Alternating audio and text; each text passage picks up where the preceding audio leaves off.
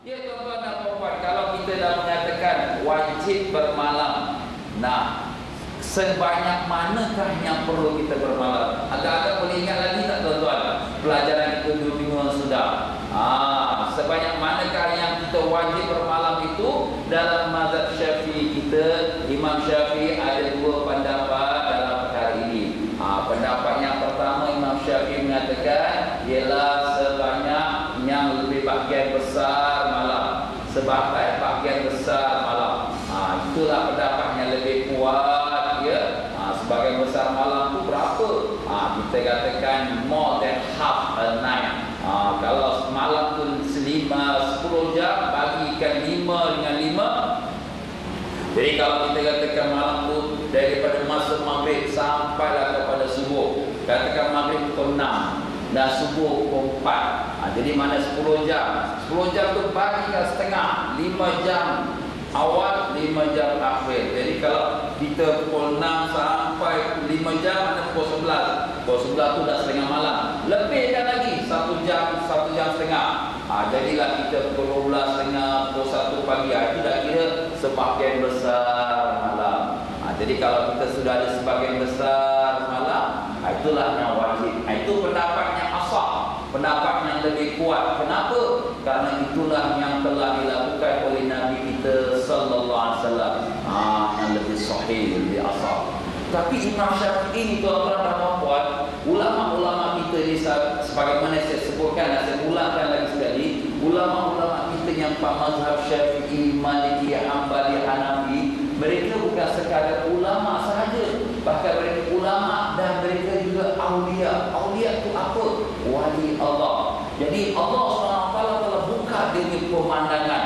Walaupun dia hidup 1200 tahun dahulu, tahun hijrah mungkin Imam Syafi'i lahirnya tahun 150 hijrah. Jadi mungkin pada tahun 1300 tahun atau 1250 tahun dahulu, Imam Syafi'i zaman orang pergi haji itu mungkin 200 orang, 300.000 orang, 400.000 orang. Tetapi Allah dah buka, ini akan makin banyak lagi. Nanti kalau dah penuh 3-4 juta orang, makin susah ni Mina. Mina makin kecil, bukan besar lagi. Mina zaman Nabi, Mina zaman Imam Syafi'i, Mina zaman kita hari ini sama, tak berubah.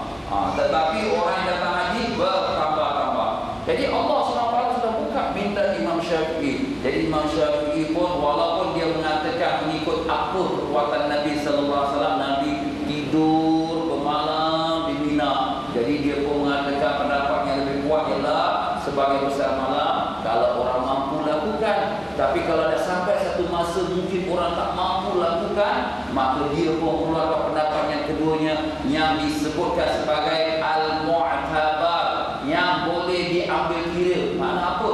Boleh dipakai semata-mata berada di Mina ketika terbit fajar. Jadi makna di sini, kalau sekiranya seseorang tu nak bermalam kat Mina, Mina ni sudah jadi kecil kerana kawasannya tu tak berubah, tetapi orang makin penuh dan sesak. Jadi kalau sekiranya orang berlaku yang penuh sesak ni tak dapat tempat kat Mina, maka cukuplah dia berada di Mina, dalam kawasan Mina sewaktu masuk subuh, waktu fajar. Macam mana tu? Jadi bisa katalah dia keluar daripada apartmen itu, dia keluar sebelum subuh dalam setengah jam, ya, sampai di kawasan Mina. Ini dah kira kawasan Mina lah. Lepas dia jamrah Aqabah ni dah bisa kira masuk kawasan Mina. Dia pun dengan azan subuh Allahu Akbar, dia pun dah sah dah bermalam kat Mina, dan dia pun dah keluar balik dah ke apartmen dia untuk dia sembahyang subuh. Ustaz, boleh ke sekejap saja ni dah kira bermalam? Makna di sini Imam Syafi'i dah fikir dah, kalaulah beginilah berlaku di akhir zaman, orang dah penuh sesak, kalau dia masuk Mina sekadar waktu subuh, masuk dia ada kat Mina, itu dah kira bermalam juga. Sebab dari segi bahasa Arab, dari segi bahasa Arab, bermalam tu maknanya kalau kita ada di tempat penghujung malam. Penghujung malam tu maknanya sebelum subuh, itu penghujung malam. Jadi kalau kita dah ada di dalam kawasan tempat tersebut di penghujung malam, maknanya kita sudah dinamakan bermalam, walaupun hanya 1-2 minit. Nampak? Jadi Imam Syafi'i Allah buka, subhanallah. Kalau Imam Syafi'i silap dan salah, ulama-ulama yang datang selepasnya daripada ulama-ulama hafiz Quran, hafiz hadis yang bijak bahasa Arab, semua yang bermazhab Syafi'i, kalau Imam Syafi'i salah, Imam Syafi'i salah, kita betul, akan ada yang menolak. Tapi sudah berpurun-purun daripada zaman Imam Syafi'i sampai hari ini sudah 1250 tahun. Tak ada pula ulama Syafi'i yang berhebat-hebat yang besar-besar tu menolak pula kata Imam Syafi'i ini. Jadi dengan sebab itu sini tuan-tuan dan puan-puan, bagi kita orang yang bermazhab Syafi'i, maka ada dua pilihan. Pilihan pertama, kita duduk di Mina sebagai besar malam, duduk tunggulah di Mina tu. Pendapat yang keduanya, kita berada di Mina sekadar cukup waktu terbit fajar. Jadi kalau ada orang kata, Ustaz, saya ni baru haji kali pertama, saya ni nak rasalah macam mana duduk kat Mina ni. Tak apalah Ustaz, penuh sesak pun tak apalah. Saya nak duduklah kat Muaisim ni. Dia nak duduk juga. Jadi kalau dia nak duduk, sila dia duduk. Tak ada apa-apa. Ada pula orang kata, Ustaz, memang baguslah duduk kat Mina ni, tetapi saya tak tahan. Kenapa? Ramai, penuh orang, padat. Memang padat tuan-tuan. Kita cakap terus terang lah, padat. Nak baring terlentang pun susah. Duduk sajalah. Takkan nak duduk saya dalam 3 hari 3 malam.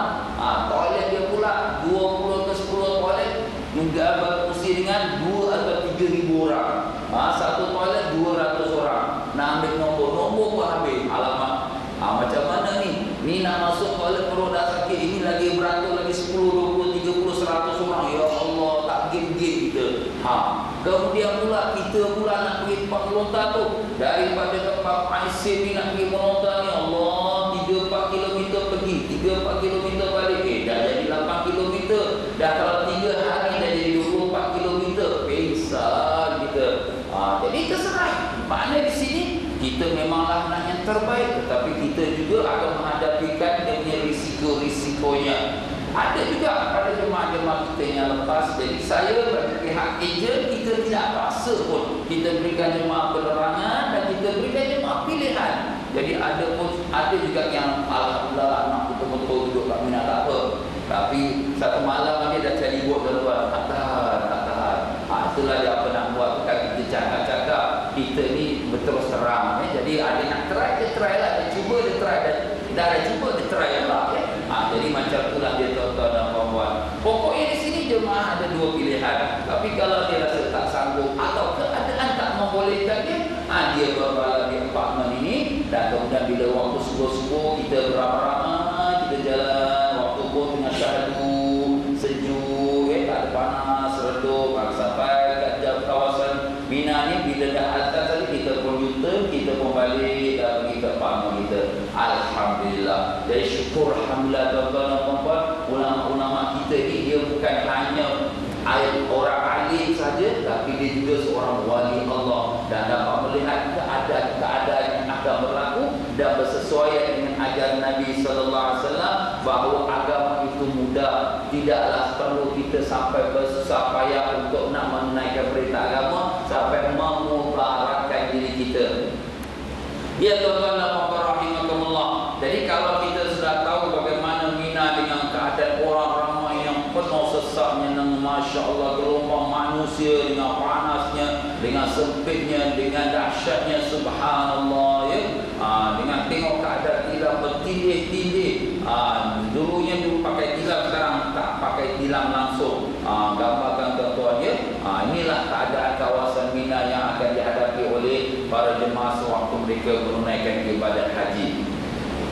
Ya, tuan-tuan dan puan-puan rahimakumullah. Jadi kita telah mengatakan kalaulah Mina itu wajib bermalam, dan kalaulah dia tak dapat cara pertama, dia boleh buat cara yang kedua. Maka di sini kalau dia tidak bermalam di Mina, tak ada uzur, tak ada masalah. Tapi malas, ada malas lah dan bermalam kat Mina, leceh lah. Alah pergi waktu subuh, waktu subuh ngantuk, nak tidur.